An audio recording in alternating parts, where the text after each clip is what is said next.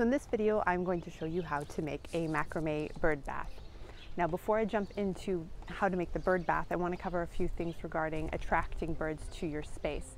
You want to make sure that you have somewhere for them to shelter in, and that can be a tree, a shrub, but they typically are not going to want to be out in exposed areas. So you want to locate your bird bath or your bird feeder somewhere near to shelter, but not necessarily in the shade, because you don't want to be encouraging algae growth in your bird bath.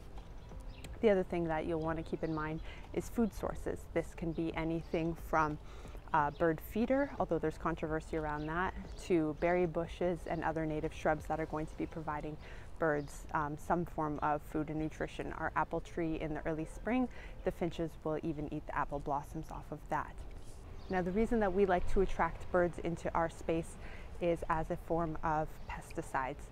Instead of using any chemical components, we like to encourage an entire ecosystem and let nature take its course.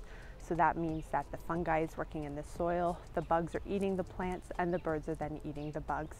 And there's a food chain involved. This is partially how we keep our bird friends happy. So let's jump into it, and I will show you how we made our macrame hanging bird bath.